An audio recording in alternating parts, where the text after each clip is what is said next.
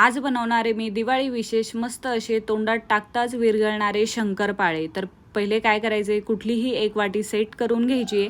एक वाटी इथे मी साखर घेतलेली, एक वाटी पाणी घेतलेलं आहे। साखरेला पाण्यामध्ये चांगलं असं वितळून घ्यायचे आणि साखर वितळल्याच्या नंतर त्याच्यामध्ये एक वाटी तूप जे आहे तर ते टाकायचे, मिक्स करून घ्यायचे आणि त्याला साईडने ठेवून द्यायचे।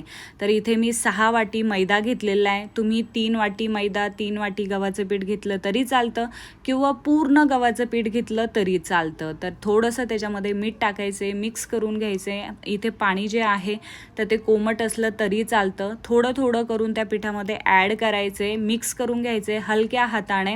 एकदम असं दाबून दाबून ते पीठ जे आहे तर ते बनवून तयार नाही करायचे। कॅरीबॅगमध्ये ॲड करायचं, कमीत कमी 5 ते 6 मिनिटासाठी तसंच ठेवायचं आणि परत त्याला हलकंसं म्हणजे मिक्स करून घ्यायचं आणि छान त्याचे शंकरपाळे जे आहे तर ते बनवून तयार करायचे आणि मीडियम साईजच्या आकारामध्ये त्याला कट करायचे। थोडंसं जाडसरच ठेवायचे, एकदम असे पतले पतले नाही करायचे, आवडीच्या आकारामध्ये कट करायचे। बघू शकता छान त्याच्या लेयर्स येतात बघा।